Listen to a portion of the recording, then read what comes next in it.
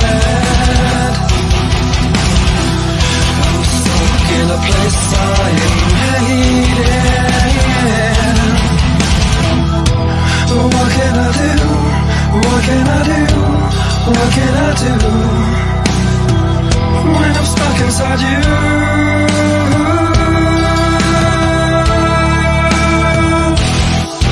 This cell of ice and fire, what blood red death, lost and desire, smell of life. What's up? What's up? What's up? Whole damn enchilada live. For real. For now. We are live. Well, we aren't live. I am live. Ryan is at Cedar Point riding roller coasters.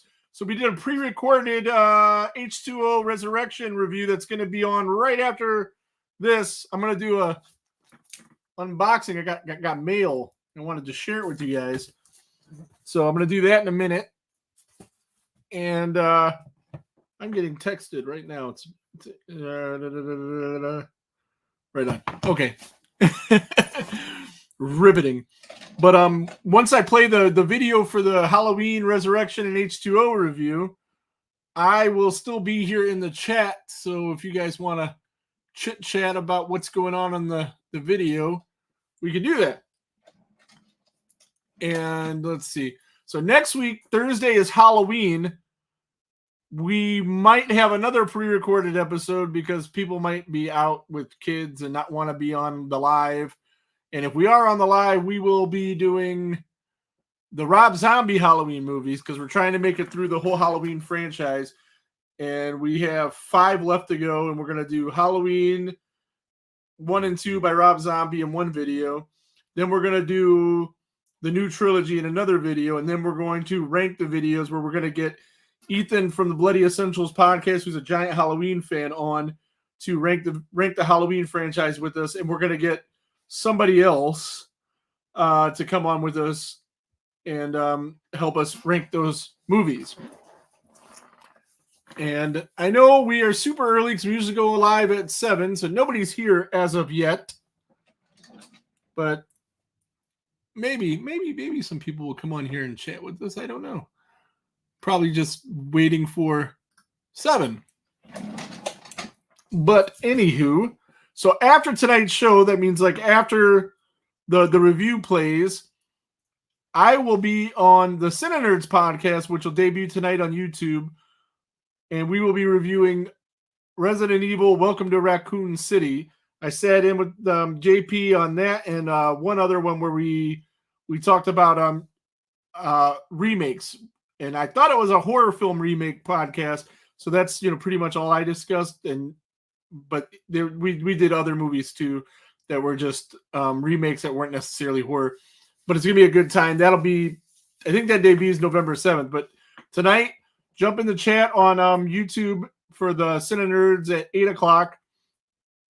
And yeah, it's a lot harder to do by yourself. I mean, you got somebody to talk to. But so I got a box. What's in the box? From our friend Angelo Mariano. You can go to his page, Angelo Mariano Art, on Facebook, and he is a painter, and he painted my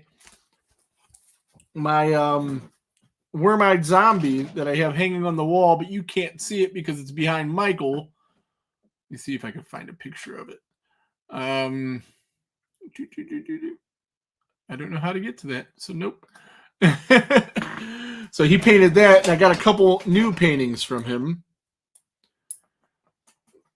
that I have yet to see in person. They arrived today and was delivered today. And these are packed really, really well. Let me put my phone number on there. That's weird. Will I be able to even open this without scissors? Let's see, we got a screwdriver. Let's see if that works.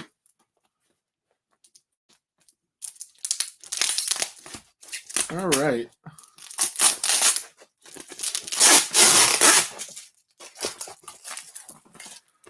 Yeah, he makes sure to pack this stuff really good so the elements don't get to it.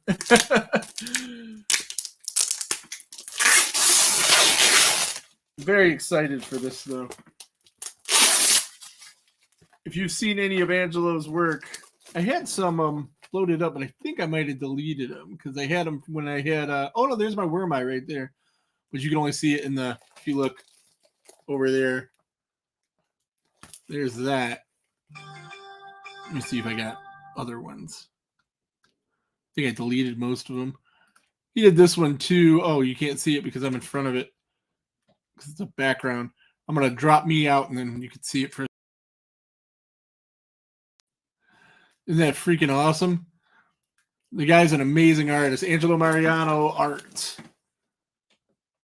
Pretty reasonable prices. He does commissions.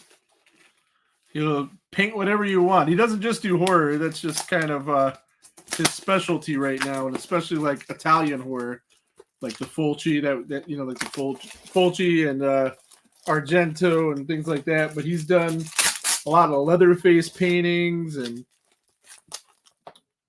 still not there. This is going to take forever just to open this thing. Almost. We're getting somewhere. This would help a lot better if I had a knife or something. All right.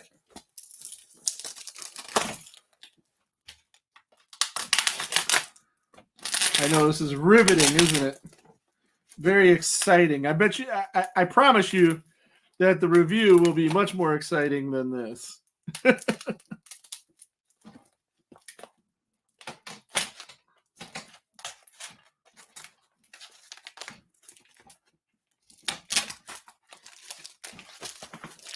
We're getting nowhere with this. I wanted to start the video by 6:30 because it's an hour and a half. I got 5 more minutes until then to start the review, so that way it's over by 8. Oh God.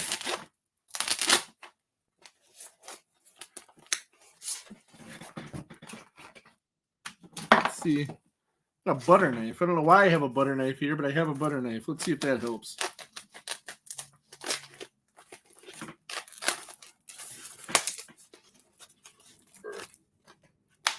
The butter knife is coming in handy. I think we're gonna get through this.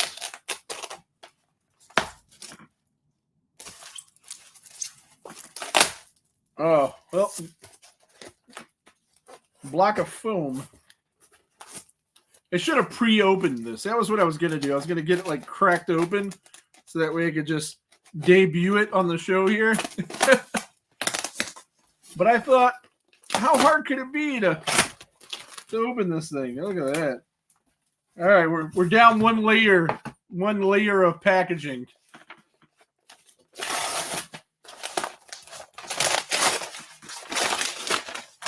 We got some paper.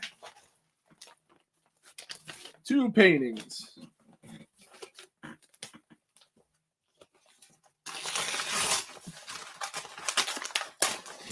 And if you're a Universal Monsters fan, you're going to love this. First painting. Dracula, Oil on Board by Angelo Mariano. Look at this. Wow. That is beautiful. Bela Lugosi is Dracula. Yeah, that's amazing. I'm going to eventually get him to do one of each of the Universal Monsters. And this next one, spoiler alert, is another Universal Monster. And this one is Frankenstein. So next I'm going to have him do Wolfman and the Creature. With the Creature from the Black Lagoon is easily my favorite of the Universal Monsters. But look at this. These are painted on a board. So they're pretty sweet. Pretty sweet. Yeah, you can't beat that, man. The dude did a fantastic job. Knocked it out of the park like he always does. So make sure to check out his page, Angelo Mariano Art. And for now, I am going to, again, we're going to play this video. It's pre-recorded, but I'm going to be in the comments. So if you guys want to chat and comment, please comment. And invite people to the page so that they can watch. And without further ado, What's up? Again, not live. We're not live. I'm live. This is a tape delay show that will be airing to you guys. It should be Thursday as you're watching this. Thursday at our normal time of 7. I will be in the comments, so feel free to type comments on the comment thingy, and I will respond to you accordingly. So, Rick Polton, Ryan Inman, what's up, man? You will be in the comments, and I will be in line for Steel Vengeance. Hey, while you're in line, man, the internet works good enough. You can jump in, comment while you're waiting in line. If I can hear. You won't be able to hear, but you already know what we said. You don't need to hear because you've already said it. Yeah, it's not live like when I when you tried last time. Yeah. When I jumped in that time when I was in line for the Maverick and I couldn't hear a fucking thing. Yeah, couldn't hear anything. Yeah, but you'll be able to read the other comments, and you know while you're in line, you could type stuff and say what's up, and you'll already know what we said. Yeah, it'll already be said. We are saying it as we're talking right now. That's true. The future will then be the past. Or will the past be the future? I don't know. Something like that. That's true. And I'll know when the intro is over and we're talking about the movies because I do my little gimmick. So, so have we been on here since last Thursday? No. Yeah. When was the last time we did a show? What was it? Last Wednesday. It was last Wednesday? Yeah, we did part 6. And then we didn't do anything Thursday because was that when I was with you at Cedar Point, right?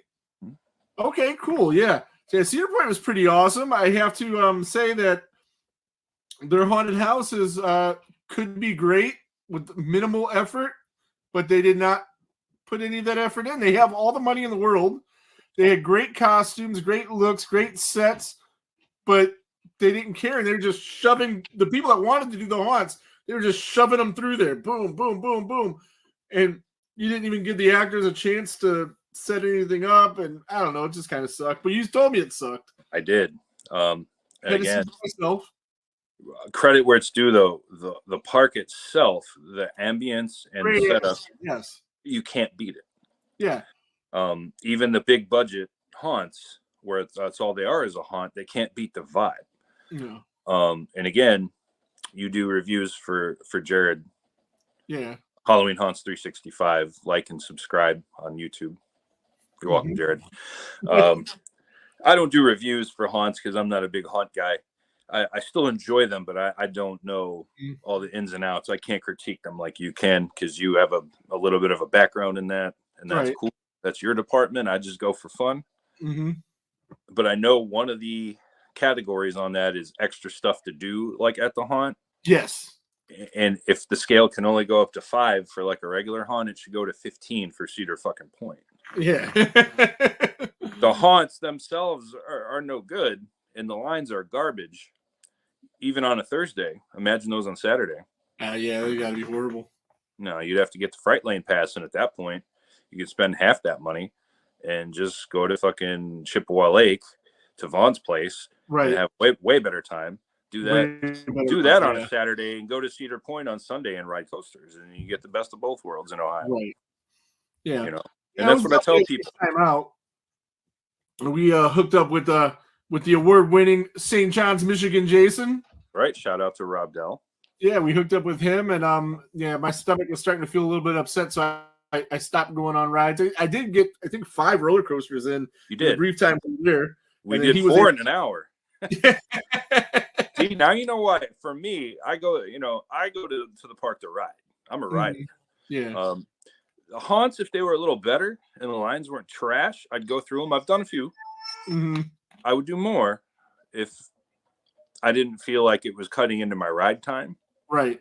But on Thursdays, the lines for the rides are so short compared to any other day. I got to get them coasters in, baby. Yeah, I've been to Cedar Point a ton of times, like, when you go during the day, on a normal day. And we rode more roller coasters in that short amount of time than you could for the whole day on a normal day. Oh, yeah, so, absolutely. Yeah, it's great. So Rick did the Raptor, which he's done before. Yep. And then he did the Millennium Force, which he's done before, but it's been a long time. And he did 3 new ones to him. He did the Gatekeeper, the Val Raven, yes, and Steel Vengeance. And Steel Vengeance was probably the best one. Yeah. No, 100% was the best one. Not probably. Yes, it is. It was definitely the best one. It's crazy to ride a wooden roller coaster that goes upside down. That was pretty cool. That doesn't happen. I mean, to be fair, it's a hybrid wooden Yes. roller coaster, but still, they did some amazing things with that. So that's really, really, really worth your price of admission. That was the only line we waited on, and even that was only 19 minutes, 20 minutes. Yeah, half if hour that, at the most. And that thing is worth an hour wait. Yeah, they were all pretty quick lines. So that coaster, and I even, and I can't stand when people hype things up to me, but that coaster, I don't care. I will hype it up, and it delivers and it backs it up. If that coaster is anything, it is intense. Yeah, no, it's definitely a good time. I definitely really had a good time there. It was really cool. So what else? And it's not bad either. I have and I found out too that buy a friend pass for like $25, I can use that up to 6 times a day, every day. Oh wow! I didn't know that. Oh, right on. So if anybody wants to go, well, we're not airing this fucker till Thursday, and I'm going to be there. Yeah, it'll be like the last Thursday. But I'm also going to go back Friday. I'm going to. All right. I have plans to do both this weekend, and then the last weekend it's open. I'm not going at all. Okay. Right on. Yeah, because that's Halloween weekend, and we got other shit going on, and.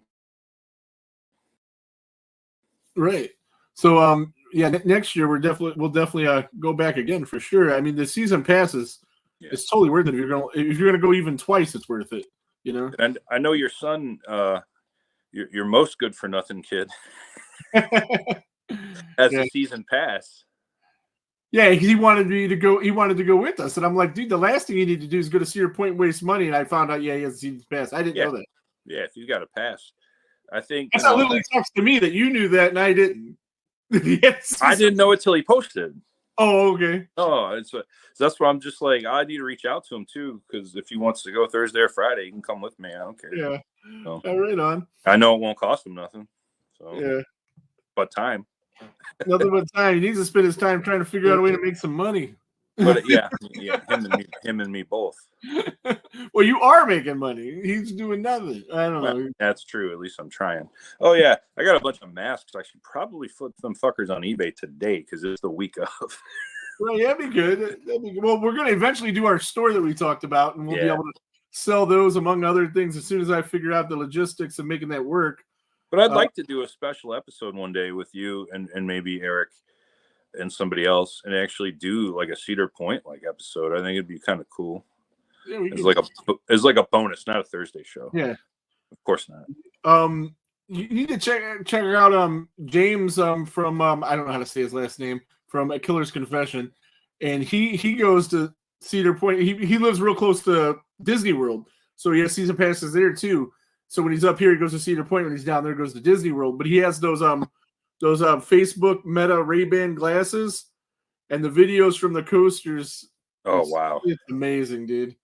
It's amazing. So he's probably ridden that Velocicoaster a million times. I got to get on that thing. That's at Universal in Orlando. Oh yeah. He's done a lot of that stuff down there. I want to ride that fucker so bad. We'll have to work out. Maybe next year we'll look into shooting down there to do HHN, Halloween horror or whatever it stands for. I went to a Halloween Horror Nights once in the 90s when it was kind of new, and I went just basically for the atmosphere and to party. I was underage, but I was with my friends partying. Oh, yeah. That ever stopped us. real quick story since we brought it up. Sure. I'm there partying with my buddies. We're stoned out of our heads. I wasn't really a drinker when I was a teenager. That was later in life, but I'm just smoking, just getting lit. And I'm just standing there in line for food, not even a ride or an attraction, in line for some munchies, man. And I turn around and I see him right in front of me, and I have to look down, and face to face, no shit, he's a foot away from me. Guess who I see? Who'd you see? David Faustino. Oh, no shit. Nice. Bud Bundy himself. Budrick Bundy. And this was 1997, so Married with Children was at the, it was still on the air, still up and running. Yeah, he's a little dude, man. Yeah. No, but he was really cool. He was he was more like his Grandmaster B character on the show than Bud. Like, yo, what's up, man? What's up, man? Hey, man, good to meet you, man. That's how he talks. Right on. That's funny. But, yo, man, what they be selling here? Like, he talks like that. So they but he was really nice. So. I think it's next year it's opening. There's a video that, speaking of Jared, he posted on his channel of they're doing like a Universal horror area at Universal Studios that'll be open all year, not just during the haunts. Yeah. And yeah, it's really, really cool stuff, man. We got to take Drac down there. Yeah. Oh yeah, he would fit in for sure. He'd love it. Mm-hmm. He'd probably try to move in at where the Bela Lugosi exhibits are. Right on. Speaking of which, it was Bela Lugosi's birthday yesterday, I think. Oh, was it? He'd be like 180. More like, actually legit like 140 something. Yeah. Like 1880 or something. I love the Universal Monsters movies. Oh, yeah. Such good stuff. Which one's your favorite? Creature from the Black Lagoon. Same. Yeah? Same, yep. Yeah. I think it was the best movie. Maybe. Frankenstein would be 2, but I actually like Bride of Frankenstein even more. Yeah. Yeah. Good stuff. Yeah. Yeah. But I'm only going to count like the original, I guess like 6 or whatever it is. Yeah. I like them all. You know, I got most of them on 4K. I think the Wolfman is my least favorite of them, but I still like it. Yeah, same. Yeah. I would say it's probably my least favorite, and I do really like it. Oh, I still watch it anytime. Let's put it this way, especially like it's fall season, the mood is right. If I'm flipping through channels and any of those is on, I'm staying on that channel. For sure. We're gonna do we're talking about eventually the Colonel from Death Curse Society. He's big into the Universal Monsters. We're gonna do a Universal Monsters episode eventually and have him on with us to do that. So I went to I think Drac would be good. I think Drac would be good for that too. Or maybe, yeah, we'll reach out to him and see if he wants to do it. I actually love to get him on for something like that. The dude is so knowledgeable. Yeah. And real quick, before, obviously, if we ever do like a special episode on Cedar Point or anything like that, we should just have Rob Dowell on because the dude's been there a million times and he was with us. Yeah. That'd be cool for sure. But then we won't get the comment that he's in the house because we'll already know. So I digress. Yeah, no problem. I went to let's see, I went to Autorama's. Which anniversary is this? 12th annual retro Halloween event at the drive-in, which means next year's the one everybody has to go to. Oh yeah, definitely. They got to do like a whole Friday 13th marathon. They're gonna have to, you know. But yeah, so I went out there for that. We go there every year, and we've been going. I seen a thing pop up in my memories from 10 years ago. So we've been to almost all of them. Oh. And they used to do 4 movies, but now they only do 3. But I never make it through all of them anyway. When they did 4, I could make it through 3, and now that they're doing 3, I can only make it through 2. Which did they show there? This year on the main side, the adult side, they had Children of the Corn, 84, of course. Yeah, I like. They had Hellraiser, the original Hellraiser. Yeah, wonderful. And the movie I missed was Hills Have Eyes, and again the original. I like it too, but out of those 3, it would be the one I would pick to miss. Out of those 3, yeah, but I didn't get to pick. It just happened to be the one they showed last, right? And on the other side, had I stayed though, I was in a dilemma because on the other side they had Hocus Pocus, Nightmare Before Christmas. I don't care about either one of those, but the third movie was Poltergeist. It's probably the best movie there. So I was like, Hills Have Eyes or Poltergeist? I think I would have walked over to Poltergeist. I agree. It depends on the day. I love me some Hellraiser, man, as you know. Yeah. But man, Poltergeist is just such a good movie. Right. And so I've seen it a lot. You know what? I would go to watch Poltergeist over Hellraiser, and I'll tell you why, especially on the big screen. I've seen it a lot less times than I've seen Hellraiser. You wouldn't have had to make that choice because this was the third movie. You would have been able to see so I did both. And then go over. Hills Have Eyes would have been the one you'd had to decide. So you were okay. Decision. It's Poltergeist 100 times out of 100 in that one. Well, but Poltergeist, if you remember, is rated. It came up in one of our year in review episodes. It's rated PG. It is, and that came up on our episode 2 of non-R-rated horror movies, and I think I had that as my number 2. Did we do an episode of non-R-rated horror movies? We did. Oh wow, I don't remember that. We ranked our top 5 PG and top 5 PG-13 horror movies like ever. Oh, cool. And I think that was number 2 for me. I believe it was number 2 for me. Besides Jaws, was number 1. Right, and they had but that's why it was on the kids' side because it was rated PG. But I think that could be a little traumatic for some kids. Not my kids. Oh, that movie's got really intense. Backstory going on an Indian burial ground and sacred. Oof, yeah. It's got layers. It's got layers to it. Yeah. Toby Hooper and Steven Spielberg produced, and just all the backs. Like I was telling somebody, I said the real life stories is more, scary than the movie. With all the mysterious deaths and Black Hope curse, man. Oh my god! Because they say that they were the skeletons were real people, and they said that was one of the reasons it was cursed. But who knows? Yeah. So, people from that production died shortly. Oh yeah. I mean, most famously Carol Ann, but that's not way more even before her. Yeah. There was like women that were getting abused and got killed. There's murders. The older daughter got killed by her boyfriend or something, right? I'm pretty sure she was one of the actresses definitely that happened to, and I'm pretty sure that's who it was. And then the little girl was real sick with some disease. Yeah, and she died. Yeah. Both the daughters died. Yeah. Mm-hmm. Sad.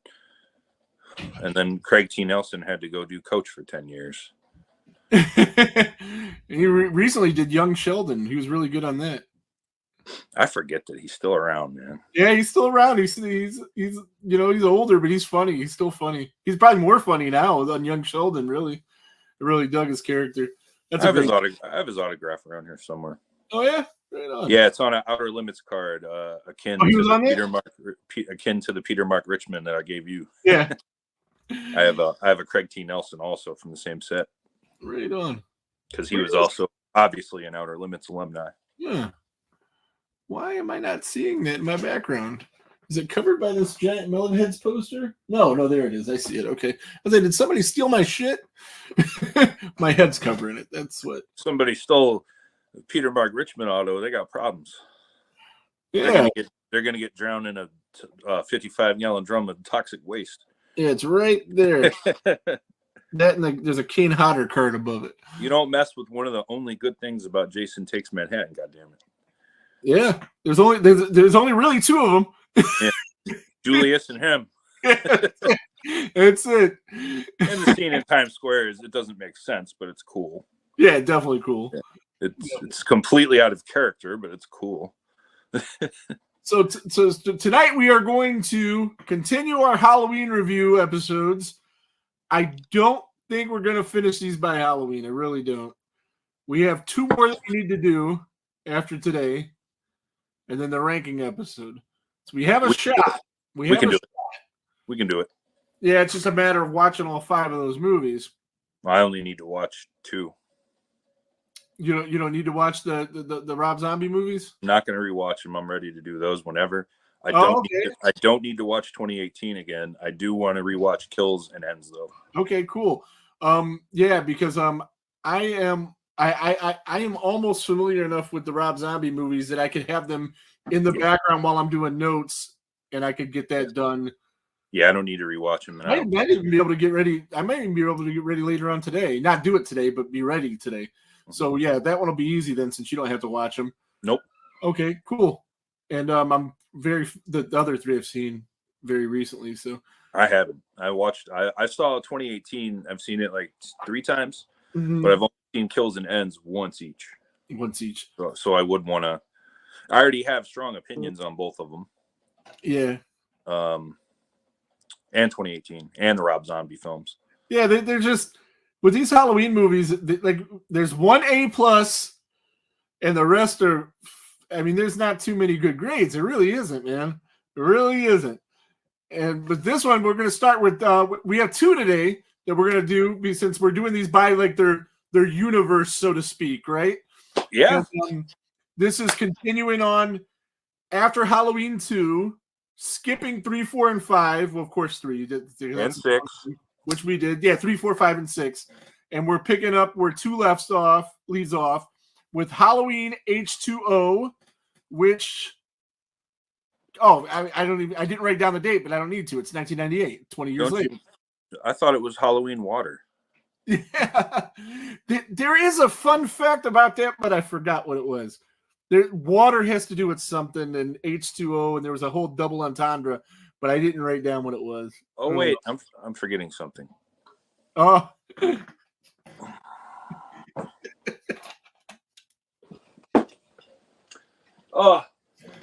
Oh, they're on it. I have to steal it.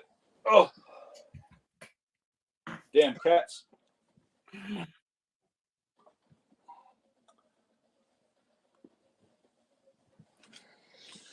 And I must say,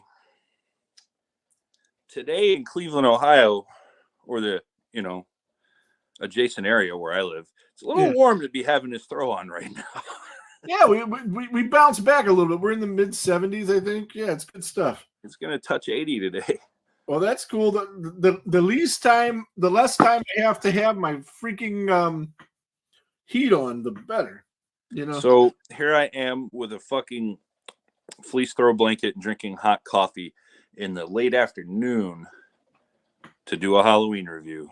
You're welcome. October, yep. So that's my fun fact page. That's Curse of Michael Myers. Where's my my cast page? Halloween Water? Yeah. Yeah. I will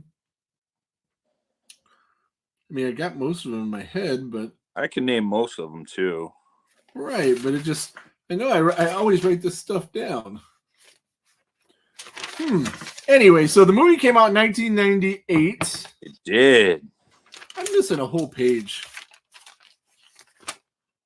because I had the with the budget and everything like that, but that'll be right here. I'll just bring it up on IMDb real quick. Yeah. And unlike this one, some other Halloween movies were missing multiple pages from their scripts before they were shot. Especially the last one that we covered. So with this film, it was directed by Steve Miner. Yeah. Friday and 13th, of course 2 and 3. Friday In-house. And Warlock. Yeah. So do you know of any other directors that have directed multiple of the big 4, 5, 6 franchises? Is he the only one? Oh, obviously Wes Craven, if you count Scream as one of those monster franchises. Yeah. But yeah. But he created that though, or was part of it. Kevin Williamson created it. He was I know. And it's funny you mention him because he has his hands all over this movie too. Yes. Thank you, because I didn't write that down, but I meant to bring that up. So good thing you did. Yeah. He got a co-executive producer credit for this movie. Right, but in reality, he rewrote most of the script and for some reason couldn't get a credit for it. Yeah. There's some weird thing about the actual writer, and Well, the original script for this movie was fucking awesome. Oh yeah? But they couldn't make it because they wrote the script and, hate to even mention him, but he played a big part in it. The Weinstein brothers, both of them. Yeah. The creepy one and the not so creepy one. One we don't know of his creepy deeds that we're sure are there. Bob? I don't think anybody's ever really said anything bad about Bob Weinstein. Yeah, they might have said it. Birds of a feather. I don't know. Yeah, I don't know. You never know. I don't know either. But nevertheless. For all I know, that guy's been married 40 years. You never know. Yeah. Happily. You never know. Vince McMahon's been married 40 years too. Not happily. So anyway, and I think he's been married closer to 50 years. Isn't Shane like 50 years old? Yeah, Shane's 50. Yeah, he is. Anyway, so no, I'm trying to think of other directors that have. What about the script? Like, what was anything about it? Yeah, man. The original script was called like the Two Faces of Evil, Halloween, the Two Faces of Evil. Okay. and it was going to be about a copycat killer, and then the real Michael Myers shows up, and they kind of went off. They kind of did this in Halloween Ends or whatever, but this was like a totally different way of it. You probably did it better. And they like the script. Both Weinsteins were over the moon about it. Other people were over the moon about it. All of the production company, everybody was just all over it. It was great. It was great. It was great. And all of a sudden, Weinstein gets a call. It's Jamie Lee Curtis, goes, I want to do the next Halloween. Oh, so that's what scrapped it. Because she did. This was made at her behest. Yes. But what I don't understand is she wanted to make this movie because it was 20 years later as a love letter to the fans. So it's her whole thing. Why sign on for 2 movies at that point when you only wanted to make 1? She didn't sign off on 2 movies at first. It was just her contract was for 2 movies. And she didn't want to do the other movie, and we'll get into that when we talk about the other movie, but briefly, that's why she insisted on being killed right away, because she had to be in the movie because it was part of her contract. Okay. But just weird decision making. I know that the Weinsteins both wanted Michael to die. Yeah. Definitively. Yeah. And that's the probably one time in the world I'll agree with Harvey Weinstein on something. Right. And he was right in this. We're so far away from it, but yeah, the ending, yeah. Yeah, he did. Bob did. Bob did. Jamie did. Everybody did, except for Akkad, because can't kill my moneymaker. So maybe that's why she agreed to a 2-movie deal, because she didn't think there would ever be another one after reading this. Maybe. Or there could have just been something else that wasn't Halloween, and they could. Yeah, maybe it was that. Maybe that's what it was. Or I was thinking maybe it was like a weird NFL deal where you sign for 3 years knowing you're never going to see that 3rd year. Yes. And a lot of times with movie studios, it's a studio deal where you sign, to do 2 pictures, 3 pictures. I just signed a 5-picture deal with 20th Century Fox. That's like old Hollywood. I'm sure if I said that, my man Ken Sagos would totally understand what I'm talking about. But yeah, especially when you're like a lead actor, like Jamie Lee Curtis was a star by, then big star, lead actress. That's when you sign multi-picture deals with production companies. Yeah. Guys that are like the 5th, 6th credited guy, they don't get deals like that. Right. Just leads do. So that's probably what it was. It probably necessarily wasn't a Halloween film, but right. But then she wanted to go and do other things, and in order to do the other things, she had to complete the obligation to this. So she said, "Fuck it, throw me in the movie for 5 minutes, and I'll do it, and we can both wash our hands of each other." Yes, and his name got brought up, so I'll mention it now too. Other than Akkad, there's one other person that did not want to kill Michael off, and that was that son of a bitch, Kevin Williamson. And I like Scream, I do. But I don't like his involvement in this movie at all, because it really gave it a weird kind of feel, like those 90s horror movie feels, like Scream. That didn't bother me. I can't really say what bothered me about it until we're done. We'll get to that. And I will. But overall, I just wish that he didn't get his hands on this at all. That's all I'm saying. All right. So we already talked about Jamie Lee Curtis. This movie was the first movie introducing Josh Hartnett as her son John. Adam Arkin as Will Brennan, the psychiatrist. Not, he wasn't a psychiatrist. He was like a school psychiatrist. What do they call those counselors? Yeah, the love interest for Jamie Lee Curtis. Yeah, love interest for Jamie Lee. Michelle Williams as Molly, and this IMDb picture, she looks nowhere near as cute as she does in this movie. Yeah, that's Miss Heath Ledger. Oh, is it? Yeah. I didn't know that. They weren't married, but she had a kid with him. Oh, right on. Adam Han-Bird as Charlie. Don't know him from anything. Yeah. Now, here's the funny part real quick before we continue, because there are more cast members we do need to bring up. Right. He got the role of the copycat killer. Oh, okay. And then when they the only thing that stayed was the setting of the private school. That was in the original script. That's the only thing that stayed. And then all of a sudden, we have Jamie Lee Curtis now. We need to write her into this. And they kept the setting the same, the California private school. Mm-hmm.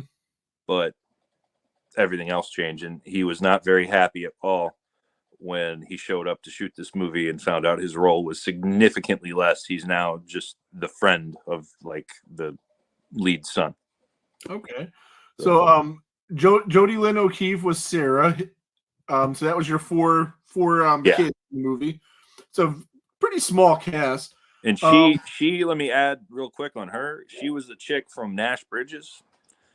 And man, I had a 90s crush on her, dude. Oh, she was hot, dude. She was more my speed than Michelle Williams. And I like Michelle Williams better because I like short, chubby blondes. Mm-hmm. Not fat blondes, but chubby blondes. Well, this girl had like the more like 90s like alternative look. Yeah, definitely. Oh yeah, like, she's definitely hot. I would get out of bed for eating crackers. Like if that girl like put on a little like goth makeup, like oh my god, I would have like fell in love, you know. Right on. Then we had rapper turned actor LL Cool J, who was fantastic in this. Ronnie, yes. Joseph Gordon-Levitt. Yep. Was Jimmy in the beginning of the movie. Yes, he was. I didn't realize until this last watch of this movie that Nancy Stevens, Marion, was the same character from Halloween 1 and 2.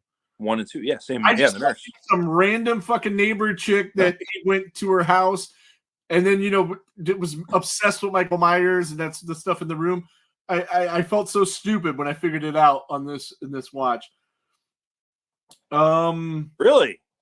Yeah. Well, he went there to do recon. Yeah, I know, but I didn't realize that because I just wasn't paying attention. I guess it was pretty obvious. I mean, it just so 20 years ago, I was like 23, and I wasn't really paying attention. I guess. Yeah, that's the nurse in the car in part 1. Yeah, in part 1 and 2 with Loomis. Yeah. Yep. And then the one talking to him in the hallway in part 2 of the hospital. Then we have Janet Leigh, obviously Jamie's mom, as Norma, and a lot of people think that Norma, the name Norma, because there's tons of Psycho references, which we'll get into, is a reference to Norman Bates' mother, Norma, and it isn't. Do you know why her name's Norma? I don't. Okay, so originally, PJ Souls was supposed to take that role, and PJ Souls and Carrie, her name was Norma. Norma, yeah, with the red hat. Yeah. Yeah. So it was supposed to be like a callback to Carrie, not Psycho, but they did have so many beautiful Psycho references in this movie that I just I love me some PJ Souls, and we all know that, but I'm glad she didn't do it. I know, yeah, I am too. See, what happened was she was taking too long to get back to him. They weren't sure she was going to do it. She was talking, negotiating some stuff, blah, blah, blah. She was on the fence because she had, did the character in the original, like she didn't know if it'd be a good idea to come back as a different character.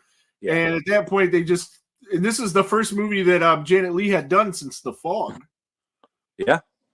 So she was there, available, ready to go. Why not? I mean, you have another horror icon, and she happens to be Jamie's mother. And they busted out the car. And the car, absolutely. Yep. So yeah, the actual car. Mm-hmm. Because it was still in studio lot. Yeah. And same license plate and everything. Which did you never notice the license plate is Norman's initials? No. NFB, I forget the number, but yeah, Norman F. Bates. I don't know what his middle name is. Fucking Norman fucking Bates. That's what I was going for. That's they were going for him. That's what I thought of. So that would be it was so cool to see her, man. Absolutely. Yeah, Psycho being what it was to the horror community, and then Halloween, and just how influential both films were, and the mother and daughter connection. And there was that one scene where she's giving Jamie Lee some motherly advice, and it just really felt real because it is her daughter. So we were talking about Josh Hartnett. And Kevin Williamson and Scream and blah, blah, blah. So whose hair was worse? Josh Hartnett's in this film or Courtney Cox's in Scream 3? I'm going to go with Courtney Cox because Josh Hartnett made his hair look like this on purpose in this movie. Well, somebody made her hair look like that on purpose. Not her. No, Yeah. and that's the greatest part too. This thing came out like August of '98. Mhm. And then Josh Hartnett, he shot another movie before this, but this one came out first. Mhm. But he shot The Faculty first, and this also came out in 1998. Another That was super 90s horror movie. that was the one that came out on Christmas Day that I was referencing last time. Okay, cool. And I saw both of those movies in the theater. By the way, Mhm. I'm getting ahead because they're like, when did you first see it? This Halloween H20? I saw it in the theater. Right. Now I saw I did as well. Yeah, I saw The Faculty in the theater as well. That was a Christmas movie, and Josh Hartnett was in it too. He's younger, but it came out a couple months later. And that was a Robert Rodriguez movie. So right away, The Faculty is Robert Rodriguez? Faculty is Robert Rodriguez. Oh, wow. Yeah, it doesn't seem like his stuff. Yeah. Well, neither does Shark Boy and Lava Girl, but he made that piece of shit too. And I don't care what anybody says, that movie's bad. Whether it's for kids. For kids. I know. We're not the target demographic. No. Well, there's a lot of kids' movies that are really good. See, every Pixar movie ever made, there's a way to do it. Mm-hmm. Anyway, I digress again. But yeah, Josh Hartnett was right away thrown into the horror fire, working with Steve Miner and Robert Rodriguez in these two big budget horror movies. And then look what he went on to do, over the course of how many years. We'll probably do an episode on him one of these days. Maybe. Because he's been in just so many iconic films. So horror and otherwise, action movies too. He's been in a lot of cool action movies, man.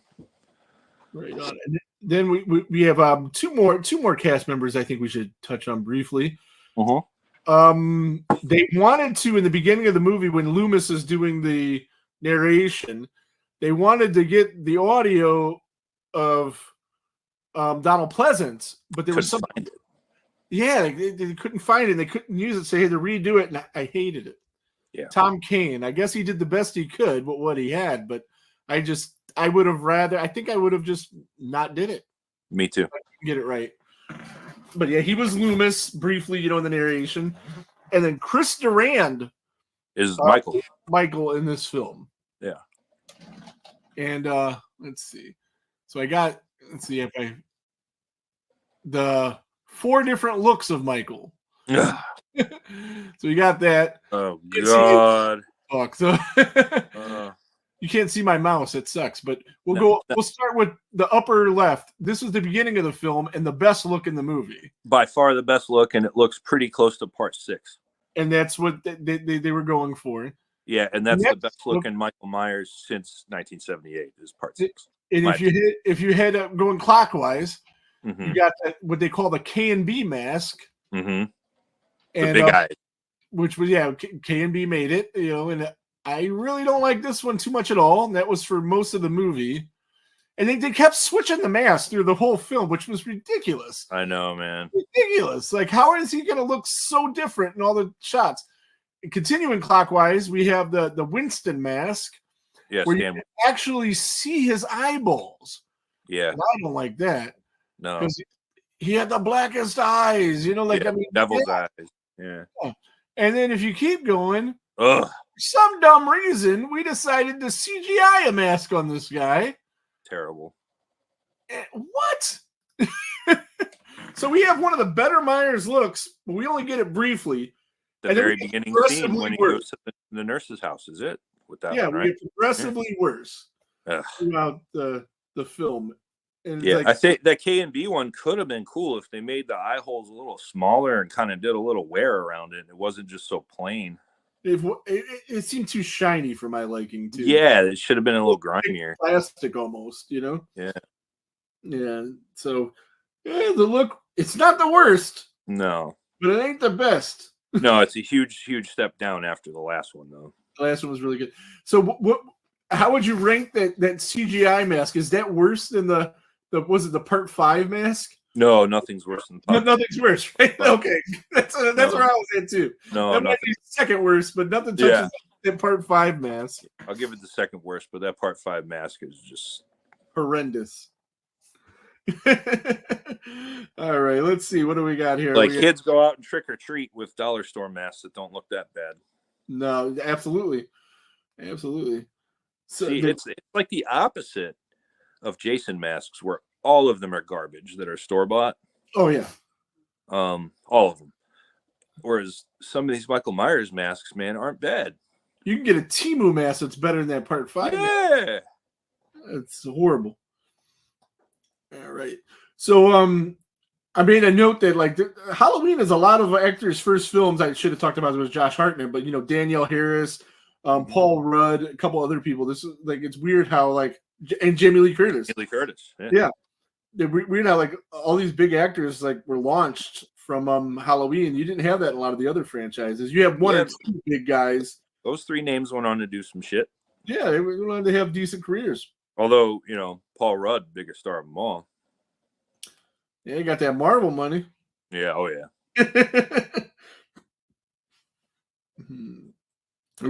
Nobody saw that coming.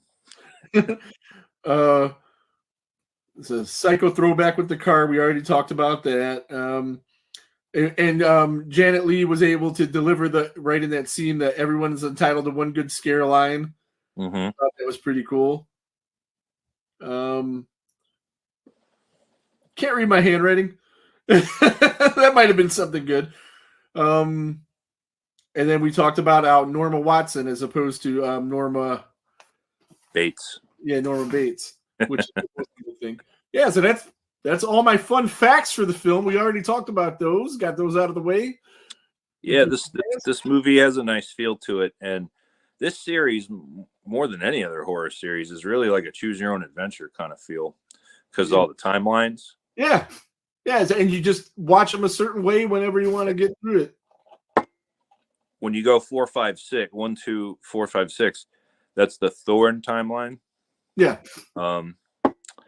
Whereas this one eliminates all that. It goes 1, 2, H20, and that's more of the Laurie Strode timeline, which is my favorite of them all.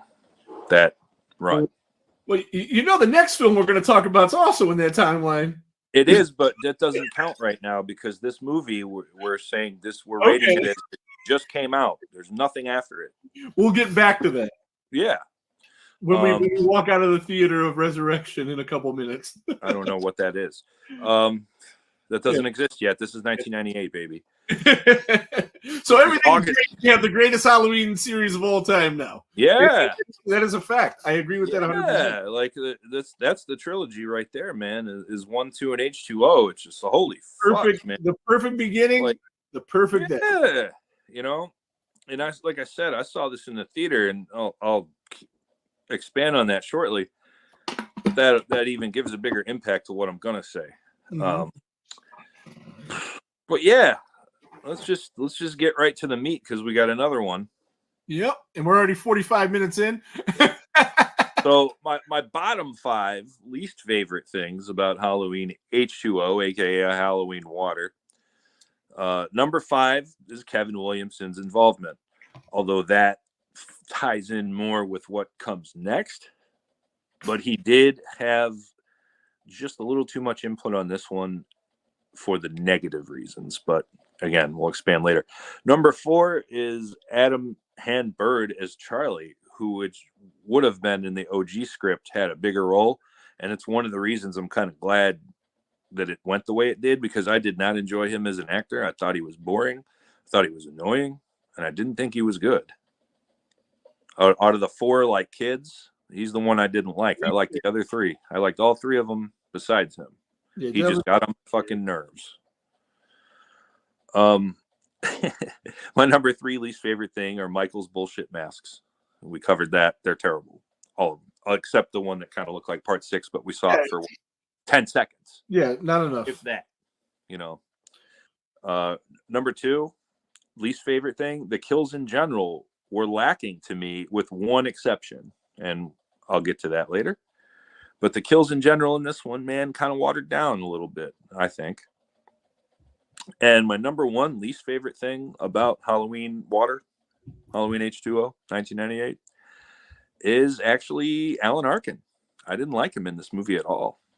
He was smarmy, douchey, and I just don't think he was a fit. Yeah, I didn't. He didn't bother me necessarily, but he definitely was. Now, I get the smarmy thing for sure. Right away, when we first meet him, like when I first see this movie, I'm like, ooh, this guy's gonna be a secondary antagonist. And if he was, it would have worked because I thought he was very unlikable, but he wasn't. Been more. Yeah, they should have leaned more into that, and then his character would have mattered more. Like they should have done something like where he knew, like all along, she was Laurie Strode, and that's why he was with, some way. Yeah, he was trying to exploit her some way. It would attract a psychiatrist to somebody like that. Yeah, you'd want to dig into that mind. That would have been a really nice subplot to this. And he's just Jamie Lee Curtis's love interest. And I'm sorry, where I come from, especially even watching the movie the first time, I didn't like him, but now I really don't like him on there with what he's done later. Ethan Zobel has no right to touch Laurie Strode. If you know who that is. I don't. You know, Ethan Zobel doesn't ring a bell? No, the name's familiar. What's it from? Not a Sons of Anarchy fan, are you? I watched Sons of Anarchy, so I know the name. What was Zobel is Alan Arkin. Who I don't know. I'll have to figure out who he was. He was the big bad antagonist in season 2. All right. The cigar shop. I don't remember. Okay. Henry Rollins' boss. Right. Okay. Yeah. The one that made him do you know what to fucking Peg Bundy. Oh. Yeah. So I don't, he doesn't get to touch Laurie Strode in my universe. All right. So fuck him in this movie. Good actor, but I just think he was not a fit. Mm-hmm. I don't think they did enough with him. I'm more on that. That they could have used a lot of your ideas. Oh, absolutely. Stated, and would have been. He might have been up there with the guy's name I can't remember ever. Paul Mark Richmond. Did I get it right? Huh? Peter Mark Richmond. Peter, right? Yeah, some fucking apostles. Or Terry Kaiser, either way. Yeah. He could have been. That would have been even more apt to the psychological thing. Yeah. But yeah. He just So let's get into the good. My top 5 favorite things, and it was really hard to narrow this down because I like a lot about this movie. I do too. This is one of my favorites. It'll be ranked really highly when we do. And I'm glad you praised him doing the thing because a lot of people don't like him in this. But my number 5 favorite thing is LL Cool J. Oh yeah, he was really good in this. His character has depth. He wasn't just shoehorned in. Let's just throw a rapper in here because it's cool. No, he actually can act. I've seen him in a lot of stuff. He's trying to write like romance novels, and he's doing his security thing, and he's got different types of relationship with the kids and the adults. There's layers to this guy, man. For a guy that's only in this 90-minute movie for 5-6 scenes, I think that he's very, very good. Mm-hmm. My number 4 favorite thing about this is Jamie Lee Curtis's return, her performance, and her production, which she had more to say in the production than Kevin Williamson. Thank God, even though he didn't get a production credit for this, but she should have. And I'm going to stack this even higher. I loved her chemistry with Josh Hartnett in their couple of scenes together, too. Yes. That really felt like a mother-son thing, and I had a very strained relationship with my mother, and man, that really brought home a lot of memories. Really liked all those aspects, and I'm really gonna I had to separate some things. You'll see. My number 3 favorite thing about Halloween H20 is the dumbwaiter kill. Yes. The best kill in the movie by far. I love the way it's shot. Love the way it's acted. It's executed well. I think they might have even could have dragged out another up and down on it, and it still would have been cool, but it was fine the way it was. And the way that what he does to her after he kills her with the lights and everything, just it's like they put all the energy into making good kills in this movie into one of them, and I loved it. Mm-hmm. That's number 3. My number 2 favorite thing about this, and this is probably a lot of people's 1, but this is 2 for me, is just the scene of Laurie when she's fucking had it and breaks the security gate and screams, Michael, with the axe, and the fucking music kicks in. And you just know this whole third act is set, and Yeah. it just pumps you up, dude. The final showdown and the way it should have been done. You know, and in the theater, when that scene hit, people were like, whoa, and then the music hits and people are like screaming, dude. I remember oh my God. And that can only be outdone by one thing. The number one thing. My favorite thing in Halloween H20 is, of course, the very final scene. Yes. It's perfect. The period on the sentence, we're done. Yes. Don't ever touch this thing again. Yep. It's over. If this would have been the end of this and all that came later was reboots and remakes and whatever, and this was the final, it would have been the best ending to any horror series ever. Yes. Yeah, absolutely. It was perfect. It was absolutely perfect.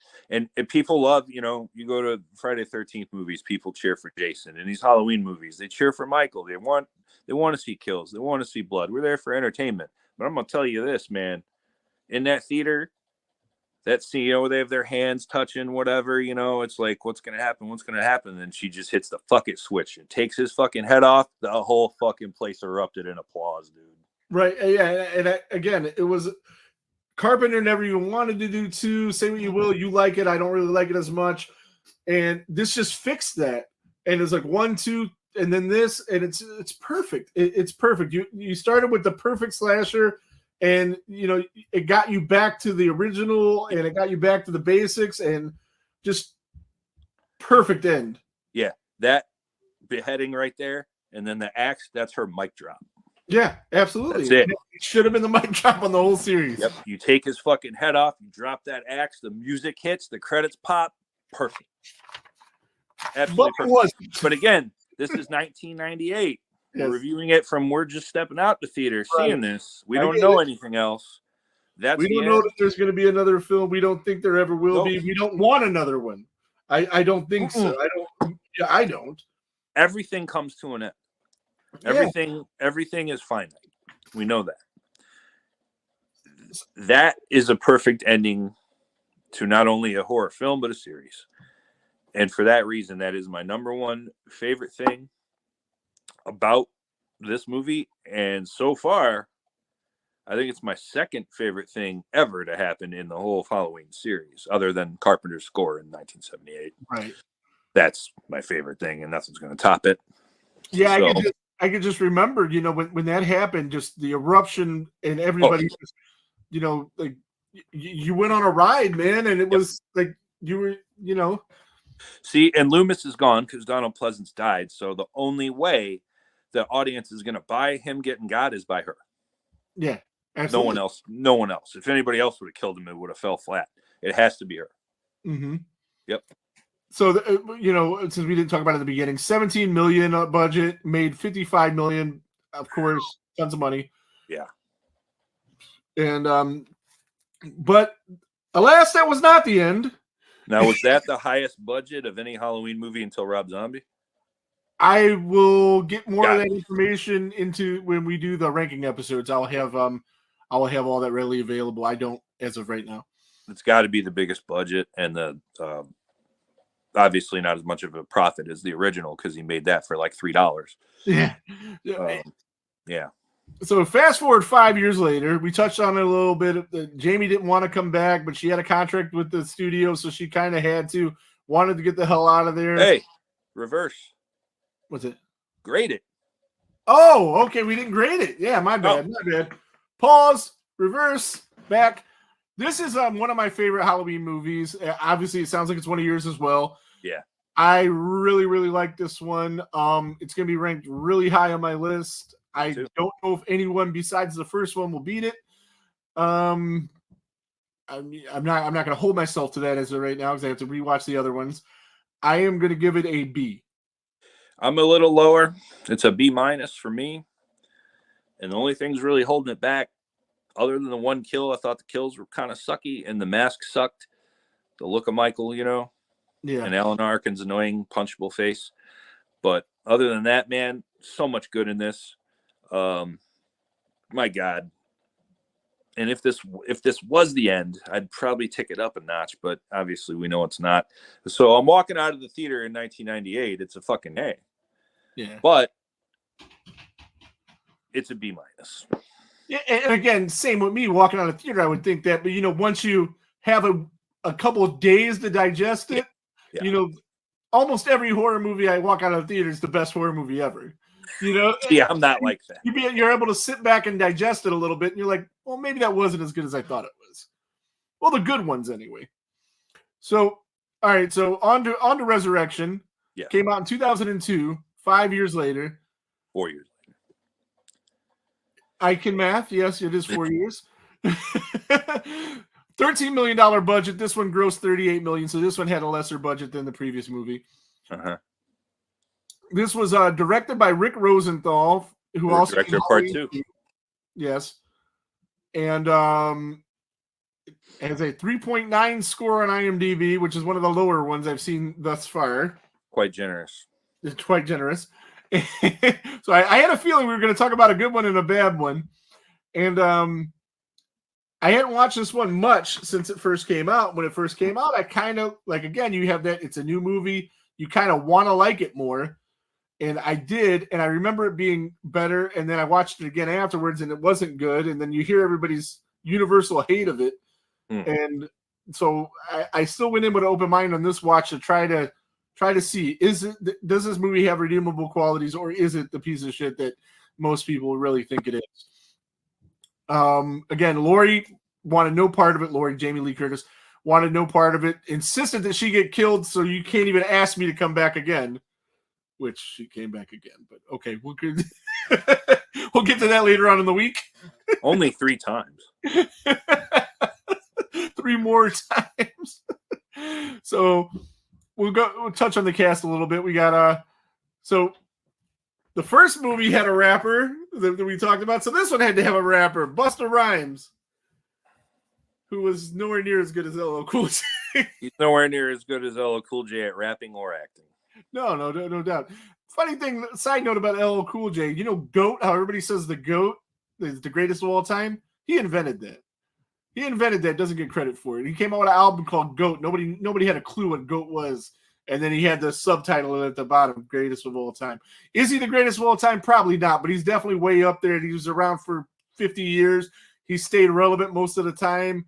And yes, he is a way better rapper than Busta Rhymes. Oh, yeah. But Busta played Freddie Harris, who was in Higher Learning. And there was another person in this movie from Higher Learning, Tyra Banks. Mm-hmm. So usually when you have people from the same movie, there's like a director tied to it or something, and I couldn't find any other ties. Brad Lorry is the Shape, who for some reason was credited like so high on the list. Usually he's Michael's an afterthought in the credits. Yeah, there's no dialogue. It's not a speaking. Yeah. It's more of a stuntman part than anything. Right. And that's all he was in films. And he almost was Jason in Freddy vs. Jason. Well, it couldn't have been any worse. Exactly. But he wasn't tall enough. Oh, it wasn't 10 feet tall. Yeah. It wasn't 10 feet tall. Well, Rob Zombie would have really hated him. It was 6'7", 6'8". Oh, I can't wait to do that one. Katie one? What's that? That one? Yeah. Well, I know we got to do it twice. Oh, yeah. We're going to keep the same episode, so it's going to go quick. It's going to go much quicker than this show, which is an hour long already. Oh, this one's almost over. Yeah. I think this is going to be a lot quicker. We're going to want to talk about this one less than the Halloween Water. So you got Katie Sackhoff as Jen, who was also Bo-Katan in The Mandalorian and the voice of Poison Ivy and many, many, many things. She did some horror before this. She was an Oculus and the dumbest title for a horror movie in history. Probably. Haunting in Connecticut 2, Ghost of Georgia. It doesn't take place in Connecticut. Has nothing to do with the Haunting of Connecticut. It's in Georgia, but we're going to call it the Haunting. What? Stupidest thing in the world. But right on. I digress. Lorena Gale the nurse that was given the rundown of why Laurie's in the hospital in the beginning of the movie, who passed away in 2009, and she was in Freddy Got Fingered, one of my favorite movies of all time. Fantastic. Love it. It's the dumbest movie ever, man. But I quote that movie all the time. I send a random text to my son about it. Like when he got his job at the position he got at the casino, I text him the little scene with the guy, telephone repairman, got a job. You got the job. You got the job. And it's just funny. So Cleveland's own Rip Torn, big part of. I didn't know that. Which is, as Cleveland people, we like to hold on to our own. That's Rip Torn is absolutely the best thing about that movie. 100%. With a close second by Shaquille O'Neal's cameo. Like, because why? Oh man. Yeah, and then of course Jamie Lee Curtis in the first 5 minutes of the movie. And I didn't write down anybody else that for actors. If you got somebody you want to talk about, no. All right. We already said that JLC made him killer. Carpenter hated it. Really? And one thing that was weird, Busta Rhymes dressed as Michael Myers and lived.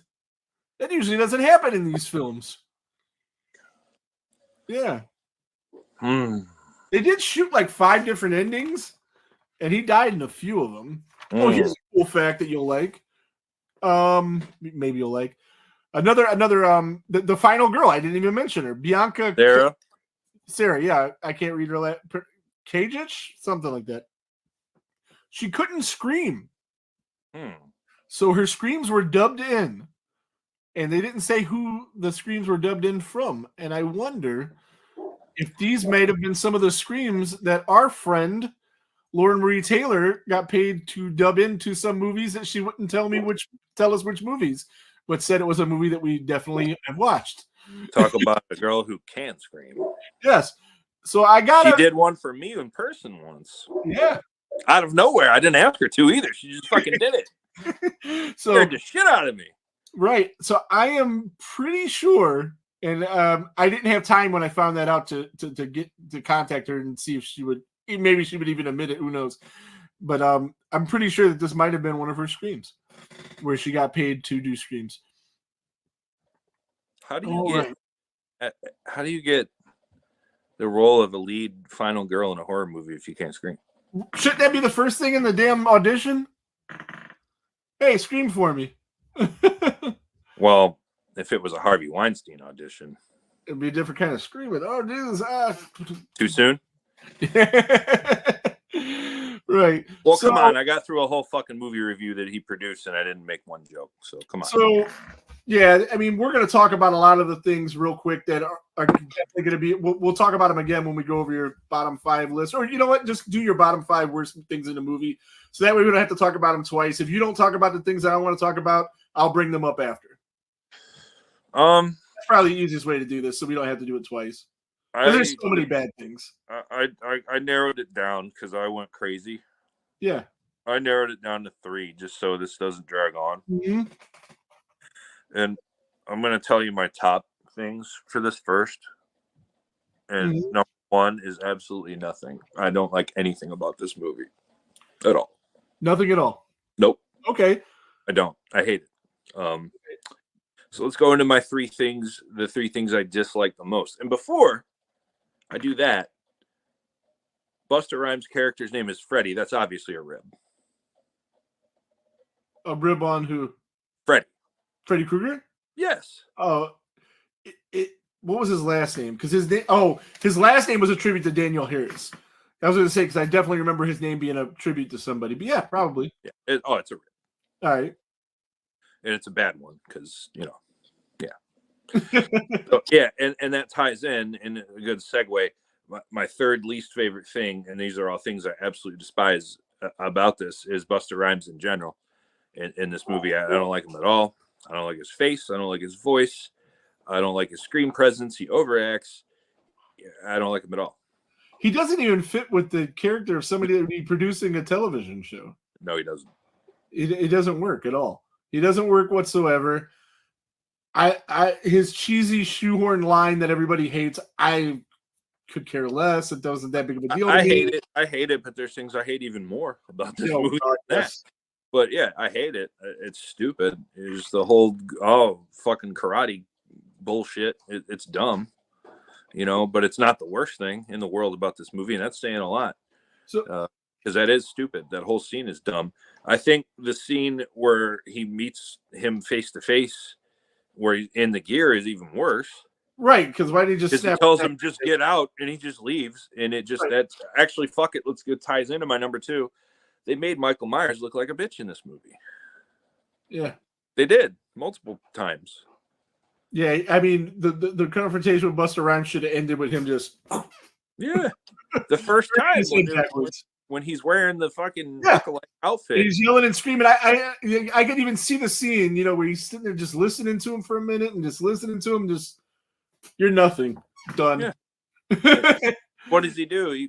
He tells Michael Myers, "Get the fuck out, get out." What does he do? He just turns around and walks out. Stupid. It's not set up for anything because he doesn't even get it later. And this character's so annoying. It would have been a pretty cool kill. Yeah.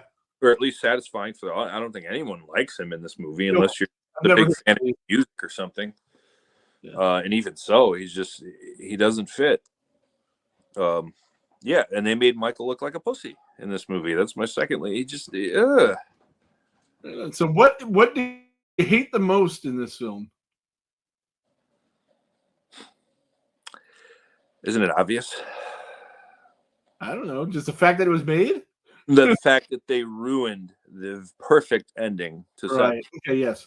Perfect ending to a whole franchise, to either the second or third biggest, and to some people the first biggest horror franchise ever. Yeah. And they found the perfect ending and they ruined it. And just that's why I don't like anything about this movie. It should have never been made. It was made solely for money. There was nothing artistic or original about it. It was like weird. It was like they try to tell you that Michael Myers takes this guy's throat out so he can't talk to you to communicate, puts his costume on him in a matter of seconds. Yeah. And the guy can't talk and say in between her seeing him and killing him. And I'm not even going to get into all that. How about just pull the mask off and show you're not him? Yeah, his hands were free, weren't they? Yeah. He's reaching out for Lori. Yeah. Just go like that. Oh, that's not my brother. Oh, yeah, that was the dumbest shit in the world. And but I did like the in the asylum, the kid that was obsessed with serial killers, and that scene, that was kind of cool. If there was anything I did like about it, I liked that. The lighting in this movie was, oh my God, it was so hard to see what was going on most of the time. It was like a bad episode with no lights, or like Big Brother with Michael Myers cosplay shoehorned in. Oh yeah, the lighting was ridiculous. Like you couldn't see what was going on. It was bad. What do you call that? Night vision. Yeah, and maybe it's a good thing you couldn't see. Yeah, this movie's just horrible. It's absolutely horrendous. It's probably the worst one. We'll decide that when we do our rankings. I really thought that it couldn't be as bad as everybody's always said it was, or as bad as I even remember it was. It was worse. It is, yeah. It was worse. It's absolutely an F for me. Yeah, without a doubt. How many Fs have I given out? Is this the first one? It might be. Might be. I don't recall Fs. I didn't give any Friday movie an F. I think it might be my first F. I only gave one Friday. Well, this might be an F plus or minus or whatever the fuck. F might be my F minus. It can't be your F minus. There's worse than this. In your opinion, that's your opinion. But here's the thing, though. If you had to think about it, it's not your F minus. That's my. Well, I always think. because I wouldn't be able to tell you my A+ without thinking. So same with the F-. But going through real quick in my head all of the major films from all the major slasher characters, this is easily the worst. Well, if it is your F-, then we already know it's going to be ranked at the bottom. Yeah, 100%. And because I can't see, maybe I don't remember those Rob Zombie movies enough, and maybe one of them sucks worse. I don't think so. I hope not, because we got to watch those in a couple days here. I hope I get a little break. That's why I was going to suggest to you that instead of doing Rob Zombie, we do the new trilogy first, so we can get a palate cleanser. But we've been doing them in chronological order the whole way, though. We might as well just tough through it, get the Rob Zombie out of the way, and then get to the good and the bad and the ugly of the new trilogy. But so yeah, you gave it an F. I gave it an F. It's horrible. It's no good. Nothing about it. No redeeming qualities. And with this one, we do take into consideration 7 because it exists, and that's another reason. Even if they figured out a way to bring him back and it made sense, it's just not a good movie in general. Yeah. I mean, bringing him back was the dumbest thing in the world, but we understand you need money. They pissed on Freddy Krueger's bones to bring him back. I mean, whatever. Who cares? But the movie after that has to be good, and it wasn't at all. There was nothing good about it. A dog named Jason pissed on Freddy Krueger's bones. Why not? And that was Ken Sagos' dog in the movie. It's Kincaid's dog, not Ken Sagos' dog. You know. Mm-hmm. Jason! Yeah. Remember that too. I'm just when we interviewed him, I'm like, your dog being named Jason had to be a rib. He's like, of course. Yeah. So one thing though about both of these movies, you always have the trope of the black guy dies first in movies. That is the most bullshit trope of horror movies. Yeah. Both of these movies, they live. You go back to 1968, Night of the Living Dead. Yeah, he died last, but I mean, the black guy was the lead. Yeah. It's a bullshit trope. In Dawn of the Dead, he lives. Yeah. Mm-hmm. Yep. And he's the most badass character in the movie. Right.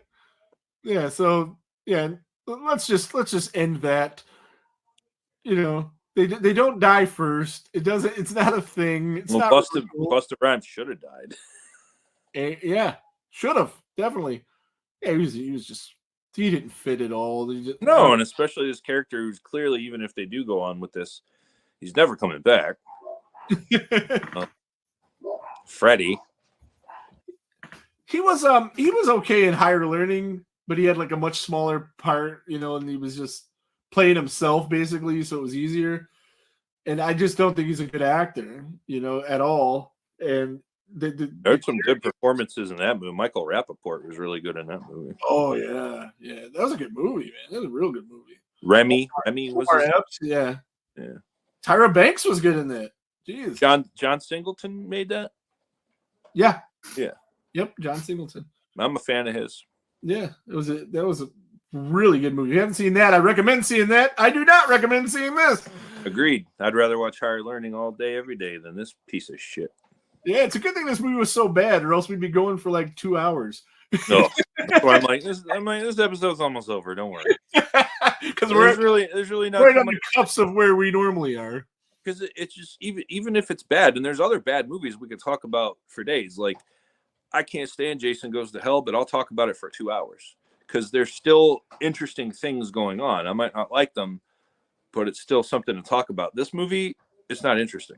No, it's trash. Straight up trash. Usually the worst in the franchise, and this franchise doesn't have too many hits. It has a lot of misses, but they don't miss this bad usually. Manhattan is a bad movie, but it's interesting, and I can talk about it. Even Freddy's Dead. I hate that movie. It's my least favorite of those Nightmare on Elm Street movies, but I can talk about it because there's still some interesting shit. This has nothing. It's nothing. The whole reality TV deal, it was just stupid. Yeah. And like they're watching the producers are watching the damn movie being made, or with the cameras, but nobody notices the kills. Nobody notices Michael Myers walking past your 8,000 cameras. Hey, that's not supposed to be there. Let's stop this. They just kept watching. Oh, it was dumb. Yeah, and this movie's where they got the idea to make that movie stream. Stream is a million times better than this. No, it's not. Million times. Yes, it is. It's like one time. No, it's 1,000,000 times better than this, and it's still not good. It's not. It's a million times better than this. I'll watch Stream again. I don't think I'll ever see this again. Oh, definitely. I will never watch Halloween Resurrection again, save for if we ever do a watch along with it or something. If we have somebody in the movie on as a guest or something like that. Right. Sure. But other than that kind of thing, if it's a screening that we happen to be at or an appearance we're making and it's on, that's something. But I'm just going to watch this in my own spare time. Never again. Not a chance. Never. And see, you're saying with Stream, the right guy could go in there, recut that, and turn it into a good movie. There isn't even a good movie in this. I happen to agree with that. There's nothing that anyone could do to make this good. Stream was very poorly edited. Yes, unfortunately, because you want those indie films to be good and do good, and so they're not all going to make it. They're not all going to. A lot of them are good. A lot of them are good, and we saw some this year. That just wasn't one of them. Right. So, speaking of going to theater and seeing movies, so I went to the drive-in, and the next night I went by myself to the 12 Hours of Terror event at the Capitol Theater. Now, I have to ask, and I waited until now, what was the mystery movie? I don't know. Because I wasn't there. I couldn't stay long enough, and I was holding out, trying to stay long enough. So we get there, and I leave the extra ticket at the will call. Next guy that's buying a ticket, give him my ticket. Okay, whatever. Okay. Because I couldn't find anybody to go with me. And I get me a t-shirt, I get me some popcorn and a soda, because they had a $20, you get unlimited popcorn, unlimited soda. So guys, I'm gonna need that. I'm gonna be here for a couple movies, Yeah. So I only got a third of the bucket filled though, because I wanted it to stay fresh all night. Yeah. So I'm like, I don't want to waste your popcorn, because she was like arguing with me about why do you only want some of it? It's free, I'm like, because why waste just because waste, Right. So we get into the theater. I find some people didn't grow up poor like we did. Right. You don't waste food. So we get into the theater. I find me a spot. And it's an old theater with those old wooden seats, and it's more like a auditorium at a college. Yeah. And very uncomfortable, So I'm like, guys, they're real close together. I'm next to this guy that I don't know, and my knees are so bad. I need to stretch my knees. But nevertheless, so I watched the first movie, right?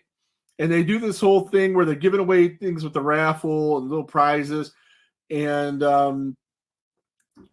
before the movie, and they're saying, please silence your phones. Don't talk on your phones. Try not to talk to each other. Normal movie bullshit.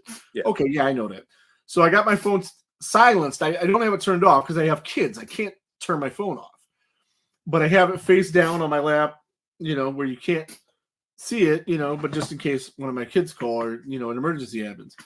So I watched the first movie, which was Texas Chainsaw Massacre, and I had just seen it in 4K at another theater a week ago, and it was it's awesome. I'll watch it anytime, So it's one of my favorite movies of all time, so that wasn't bad. So I get up to use the bathroom, refill my popcorn and my soda. They have the handicap seats in the back, and I didn't want to sit in those originally because in case somebody actually was handicapped and needed them. But once I seen that we didn't have any people like that, I decided to go sit, and there was one seat solo, a gap for 2 or 3 wheelchairs, and then 4 seats together, another gap, 4 seats together. I sat in the 1 seat solo, and then there's a gap in between us, and then the four seats, and a guy sitting there who wasn't handicapped either. He was there by himself, big old fat guy, dirty, one of those guys that have no fucking friends. He looked like comic book guy from The Simpsons, and was like comic book guy from The Simpsons. Just one of those annoying fucks. But nevertheless, I sit down, I'm doing my thing, he's doing his thing.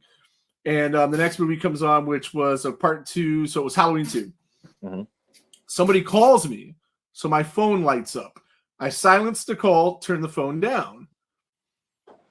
He yells loud as shit while the movie's going on. Hey, can you keep your fucking phone off? Don't be on your phone, blah, blah, blah. And I'm like, fuck you talking about, dude?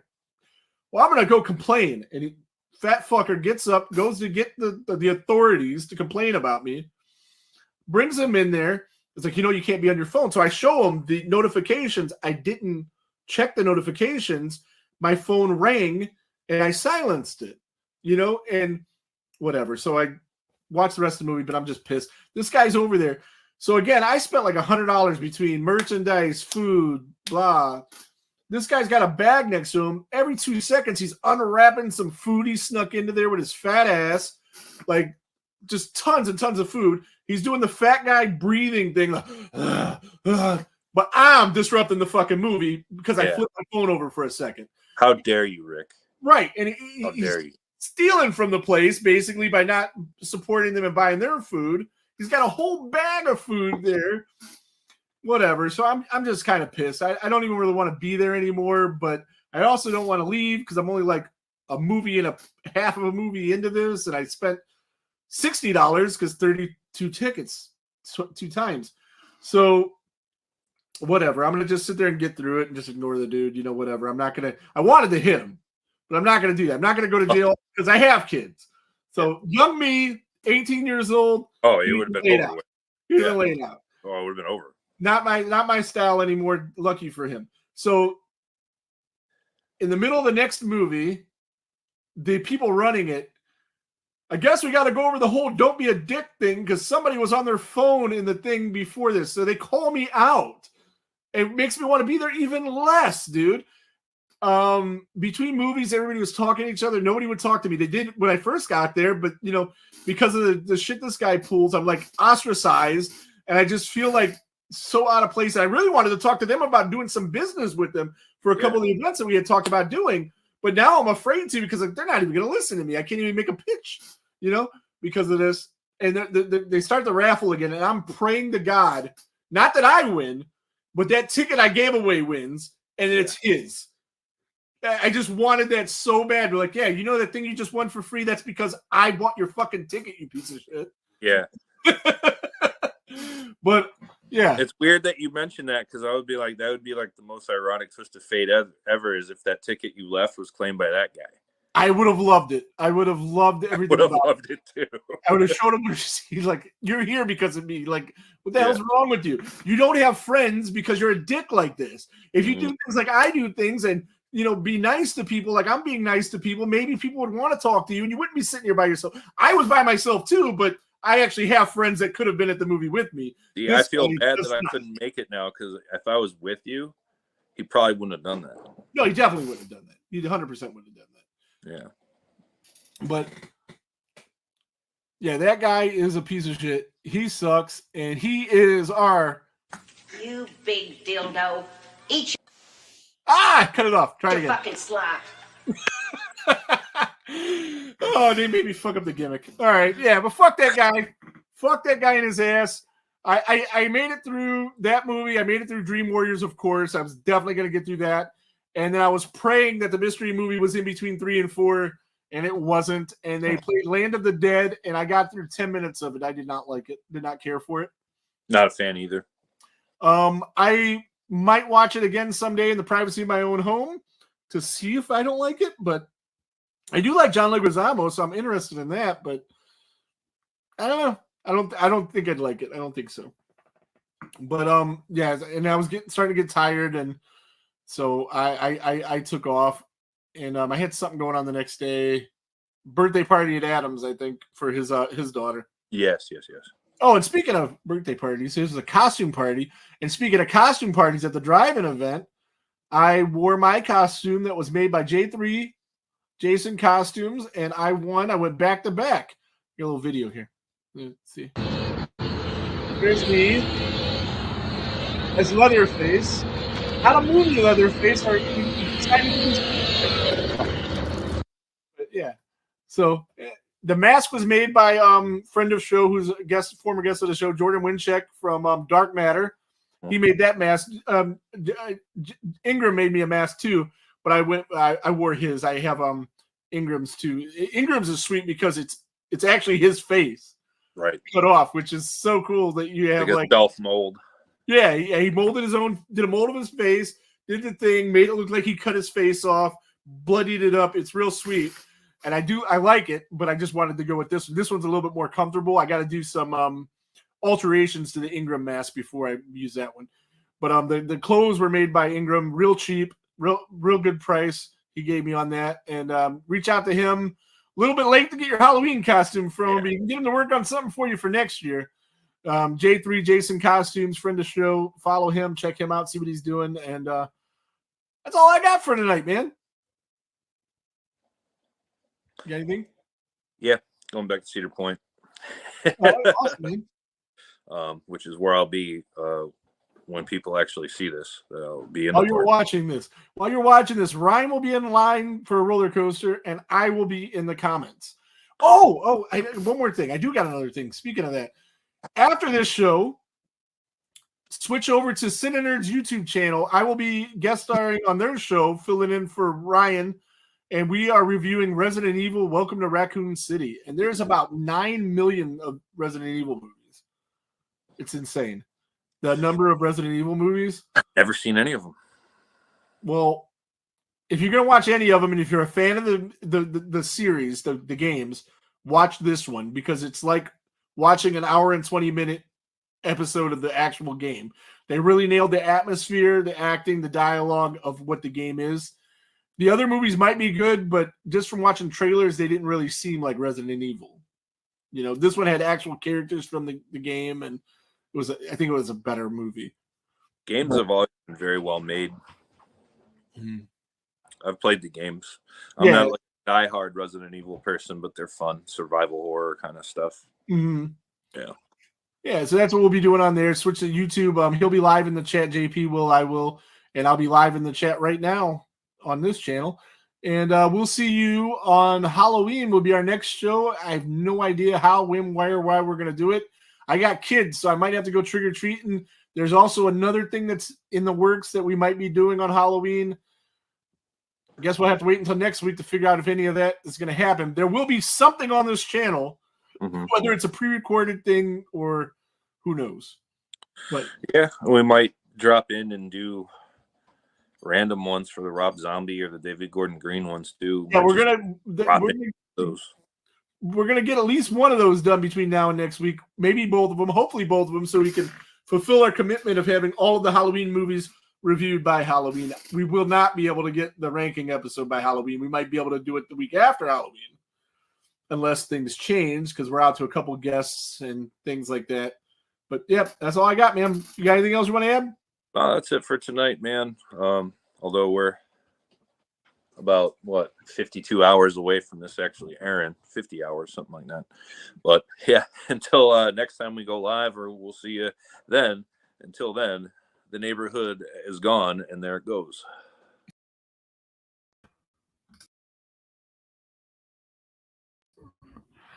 Alrighty then. Thanks everybody for joining in the comments. This is actually live now for a second. Jump over to the Cine Nerds YouTube channel. We're going to be going live there at 8 o'clock. Well, the show won't be live, but we'll be live in the comments.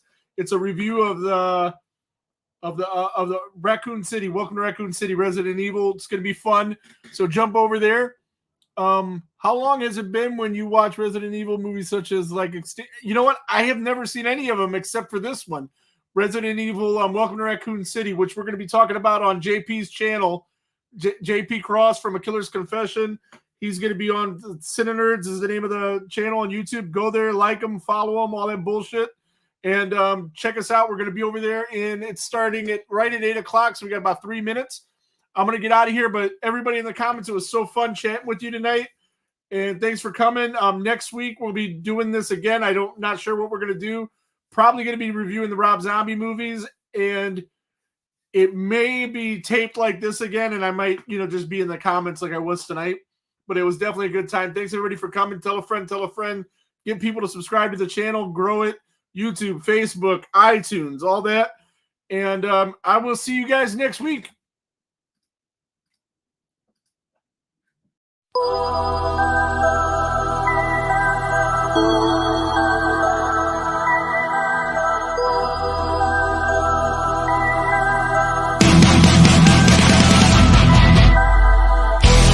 I don't wanna be